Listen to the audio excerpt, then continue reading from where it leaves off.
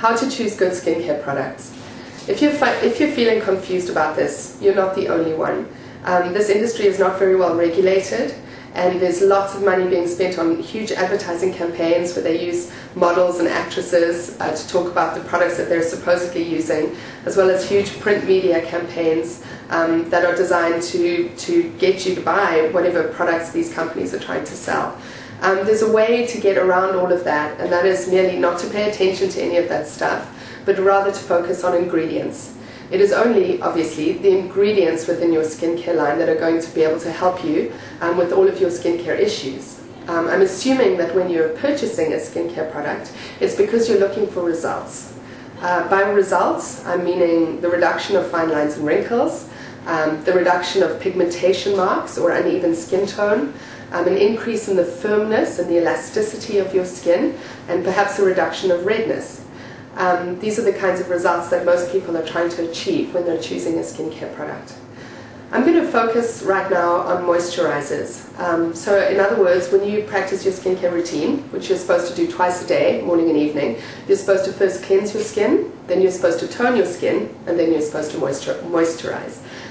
It's the moisturizing stage that is the stage within which you're supposed to be feeding your skin.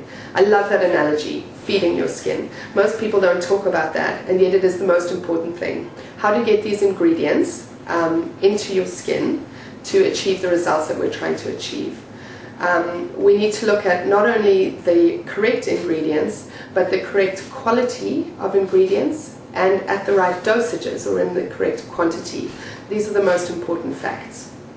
When we're looking at ingredients, there are certain things that you cannot do without.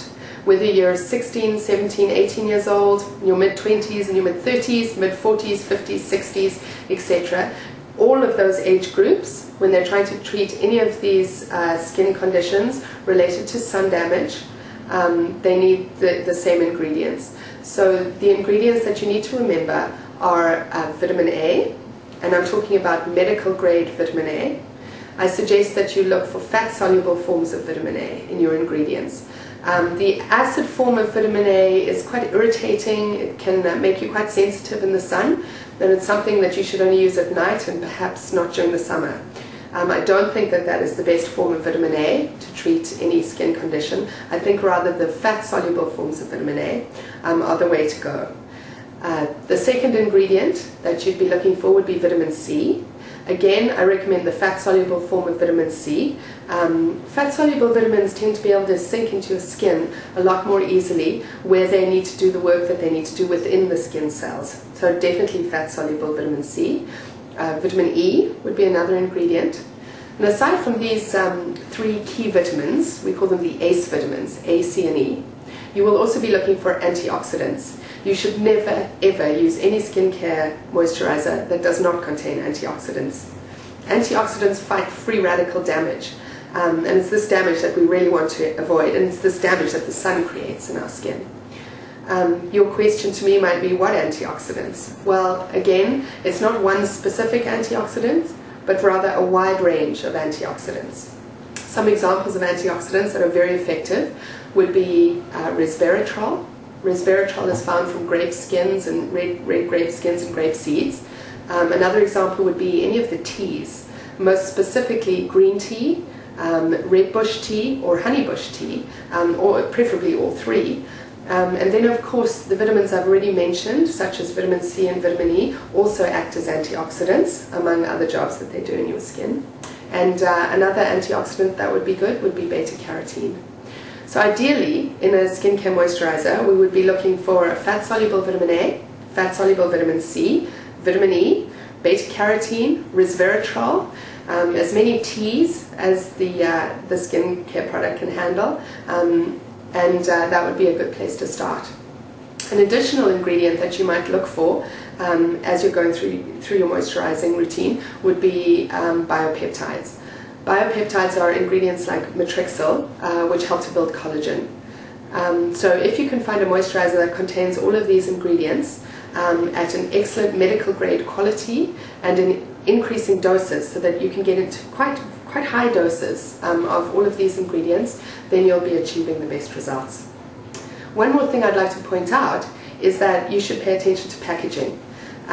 All of these ingredients are sensitive to heat, light and air. So you don't want any see-through packaging or glass jars or wide-mouth jars. You'd rather use something like an airless pump in a bottle that is protected from the light. That would be the best way to go.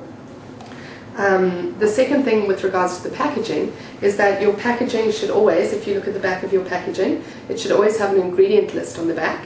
When you're looking at this ingredient list to look for some of the ingredients I've just been telling you about, please remember that the higher up in the list you find these ingredients, the more of that ingredient is found within the cream.